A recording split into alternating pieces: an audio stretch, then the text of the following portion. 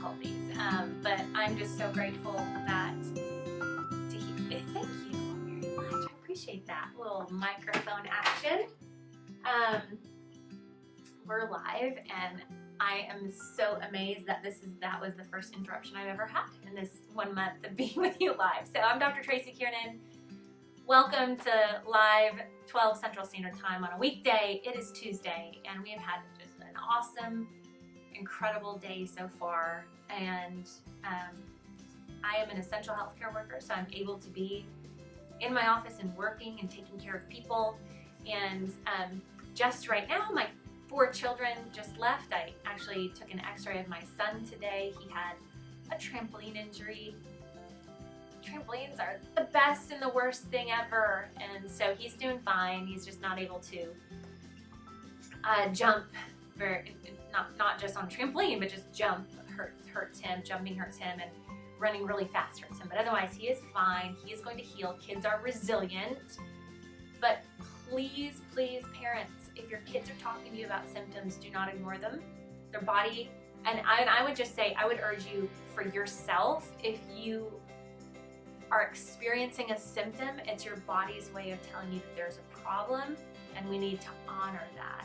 It's our body's way of communicating with us. And so even if it's just a stomach ache, if it is a little back pain, a muscle spasm, honor your body. It is crazy to try to eliminate a symptom without getting to the cause. And so let's always continue to pay attention to our body signals, not shut them off. That is not what I intended to talk to you about today, but this week we're talking about discipline. If you tuned in yesterday, I gave you some of the habits and discipline practices that I've put in place to really establish a morning routine. I think that for a lot of the people that I've coached and trained, and my patients, and for myself and my colleagues and my mentors, one of the number one factors that's made the biggest shift in anybody's life that I've seen is creating a morning routine and what you do with it. So, but that takes a little discipline, and the discipline matters. So let's talk about that. How are we showing up in certain areas of our life? I want to talk today about discipline and how you are responding. I really believe that your response determines your destiny. And this is a conversation I have right now. Parents, if you have young children, kids that are home from school, this is a conversation I want you to start having with your children. How are you responding to each other? Because if you have a child like mine who is saying, Mom, Audrey did this, Mom, Pierce did this, and they're tattling on each other, shift the conversation and your response, not to responding to the child who's tattling, but having a conversation with them about how are they responding to each other, and creating some discipline around that. So here's a little story for you. Yesterday, I drove my Jeep to work. It was cold in the morning. It was 55 degrees or something. But sometimes on a Monday, a little cold, fresh air and some fresh morning sun is good. And but one thing that's different when I get in my Jeep, I do not have a reverse camera. I know these are first world problems. Do not judge me for that. But I'm looking behind me as I'm backing up my Jeep, and I did not see the recycling can at the end of the driveway, and I backed right into it, and the can tipped over, and trash, recycling, spilled all over the street. All over the street. Like sparkling soda cans, and we get raw milk, so our raw milk jugs, and cardboard, and any kind of recycling. And mind you, our recycling only comes every 2 weeks. So it's a full can, 2 weeks worth of recycling in our home. All over the street. I'm on my way to work. As we were taking a family walk yesterday afternoon, after dinner, I guess evening, I was having a conversation with my family about how proud I was of myself for how I responded to that. Because, come on, we so easily could have said, like, oh, and just like who knows what kind of four little words want to come out of your mouth when something like that happens, particularly when you're on a time constraint and you're trying to get to the office or on to the next thing. None of that emotion came up for me yesterday. None of it. I wasn't angry. I wasn't mad at myself. I wasn't angry with my husband for where the can was placed, because it was only my fault. It was me. And I really believe that in that moment, God was telling me to just slow down a little bit and pay attention and clean up after yourself. All of it, clean up the messes. So we can take really vital lessons from the craziest things that happen to us. So I'm out in the middle of our street putting the trash back in the recycling bin before I went to work that day. And but how are you responding? So many times we can let something so trivial, so minor, because we haven't gotten up and prepared our spirit and put our armor on for the day, we let something like that. I will tell you this, that the situation, the circumstances would have been much different had I not been up early in the morning, reading, journaling, and exercising and moving my body. And then if that would have happened, it would have created a trajectory for a really crappy day for the rest of my day. But because I was prepared and I was prayed up and I had already gotten all the stuff out, there was nothing to tipping point me at that point. I was just clean slate. I was like, oh, I simply ran into the recycling bin. Nothing more, nothing less. Nothing more, nothing less. How many times have you done something like that and you're like, oh, you idiot. Oh, that was so stupid. And you're talking so bad to yourself. You're using words to yourself that you would never talk to somebody else like. Why do we do that? We have to take a breath and just say, whoops, I simply didn't see that. I simply ran into it and the trash tipped over, and now I need to take a minute to pick it up and move on to my next thing. So the discipline around what is going on between your ears, but also how you respond. How you respond. Your response determines your destiny. If I would have gotten in that space of anger and frustration and it's just a snowball effect. The opposite is true though too. If you can maintain peace and joy in what you're doing and cleaning up and paying attention. You know what I even did?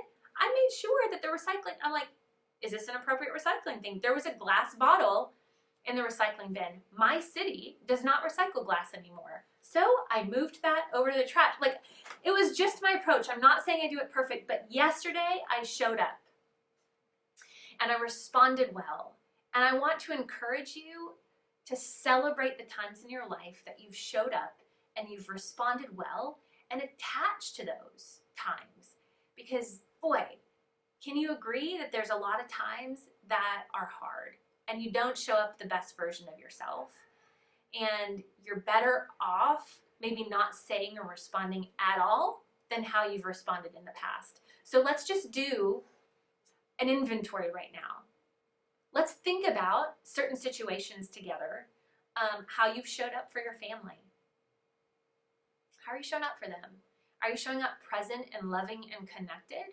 Or are you showing up hot and irritated and frustrated and edgy and not paying attention to what your face is doing?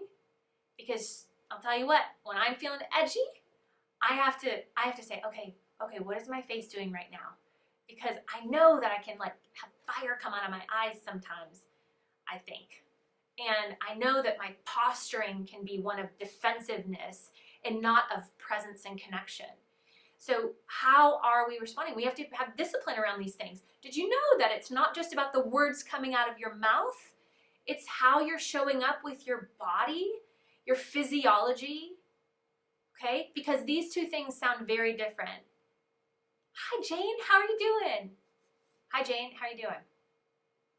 Same words, much different tone and physiology. How are you responding?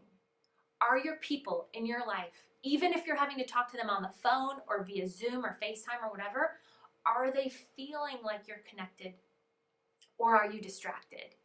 Are they feeling like you're present, or are you disconnected? Are they feeling like you're hearing them, or are you over talking? This is the discipline around your relationships in your family, and then also your health. So when you're stressed, how are you responding to that? Are you responding by going to the pantry and eating all your quarantine snacks? Or are you responding by saying, my brain is telling me that it needs a little sugar right now, and I'm going to be really logical about that. I know that there's some physiology behind that. It's craving a dopamine response, which means, layperson's way of saying that, your brain is wanting to feel good. This is a stressful time. It's crazy, okay? We're anticipating the economy starting to open back up, like you might be able to go to a movie theater maybe someday, okay? But it's been crazy. You're maybe feeling contained and you're feeling like you need to get out. Your brain is trying to feel good again, and so it's going to the fast-acting carbohydrates, the sugar, the grains, the things that are going to give you a dopamine response in your brain. That's the pleasure hormone. That is not, hear me, that is not the feel-good hormone. That is not the joy hormone. That is pleasure. Pleasure is short-term. There's a really great book that I've read recently this year. I posted it on a while back, called The Hacking of the American Mind, and it talks all about biochemistry and the dopamine response. I highly recommend it, okay? If you want to create some discipline around the dopamine response, the things that create addiction, that is a really great book to read. And then here's my nose is itching. Again, yeah. And then how about your business? Are you a business owner? Are you disciplined enough to have an executive leadership meeting in a constant, consistent rhythm? Are you engaging with your team? Are you putting all the pieces in place to look at the numbers? Do you have the right team members in place? Are you engaging with them? These are the things that are constant challenges, but matter how you show up and how you respond. Moms, you're running a little business at home, okay? You're running a business, and you have little people, you have things to manage and take care of. Don't let it fly by the seat of your pants. You do better when you have a proper structure in place. We just do. And the discipline to create it is going to make all the difference for you. The discipline to create the structure is going to create freedom in your life. If you've been resisting structure, I feel you. I feel you. That has been my nature too. You know, my husband was active duty Air Force for 21 and a half years. And the bureaucracy of the Air Force and the rules and the regulations, I've said often to him, I'm like, oh, I don't know, I wouldn't have done well in that environment. And he's like, I think you would have done great in that environment. And I was like, oh, my nature, I just want to push the limits. I just want to break rules. And again, he would laugh at me. I talked about that if he heard me say that, because I'm really not rebellious, but inside I am. I want to challenge things. I want to challenge it. And so the structure for me in the beginning felt stifling. When I first started to implement these habits and these things that I knew that somebody was telling me, I knew they were going to create freedom, I still resisted it because it felt stifling to me. And I'm telling you, resist the temptation to think that structure is going to stifle you. It won't, I promise. It will create some freedom in your life, okay? So I have a really great story. I've been talking a lot about my church people. I attend New Life Church in Little Rock, Arkansas, and we have 18 campuses all over our state. Our founding pastor is Pastor Rick Bizet and his wife Michelle. And today, my founding pastor and our West Little Rock campus pastor, Harry Bates, showed up with their prayer team, and my team, we got to go outside and pray over Natural State Health Center and True Balance Health. How awesome is that? Like, to have just a covering for my team, for our space of business, for protection, for our patients, for healing to happen, for transformation to happen, for innovation to happen. It was so incredible. Somebody took this picture. This is us praying over y'all, praying over our team, praying over what we have going on, praying over this space that I'm in right now. We have a covering. So cool. I'm so grateful. So grateful. But how can you upgrade your discipline this week? How can you upgrade it? I want to challenge you to start with your mornings.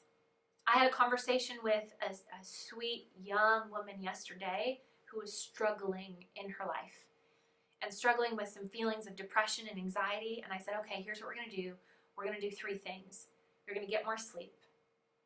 You're going to get up in the morning and you're going to journal. And then you're going to move your body for 30 minutes. Doesn't matter how you move, but you're going to move. And you're going to do those 3 things and those 3 things only. And we're going to see if we see a shift in your physiology.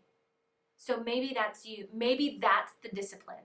She was getting 6 or 7 hours of sleep. You need 7 to 10. I say shoot for 8 to 10.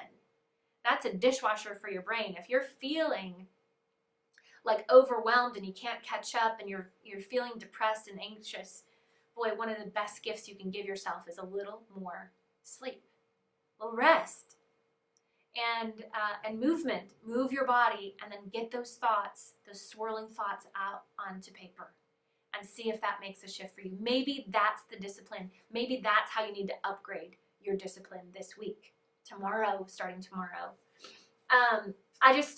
If you saw my post yesterday, our ebook is closer than ever to being finished. We should be rolling that out really soon.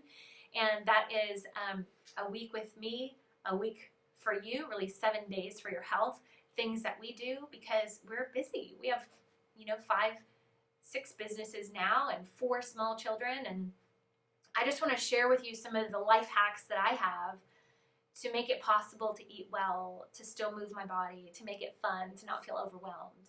I'm not suggesting I don't feel overwhelmed at all, but there definitely are some really specific things I've put in place to make some things happen. So, and then also, if you have not marked your calendars, on Saturday, May 2nd at 12 Central Standard Time, I am doing a free weight loss webinar. And it's just a really deep dive into health and health issues and weight loss resistance, some of the biochemistry and physiology behind why losing weight can be so difficult. So make sure to mark your calendars for that, 12 Central Standard Time. Be paying attention for some links to sign up for that. It is free. It's a gift for you, or we're going to go deeper for about 45 minutes to an hour. So thank you for tuning in today. I love being with you. If you have any questions, make sure to just shoot me a message. If you loved what you heard today, give me a thumbs up, a shout out, share this on your page. Please engage. Maybe, the reason why I show up every day is because every day I get at least one person sending me a text message, a direct message, or a personal message saying this. That is exactly what I needed to hear today. And so I'm going to continue to show up for you, for the one. If you're the one, please let me know. Encourage me, because my prayer is that I can be an encouragement to you. So thanks for being here, and we will see you.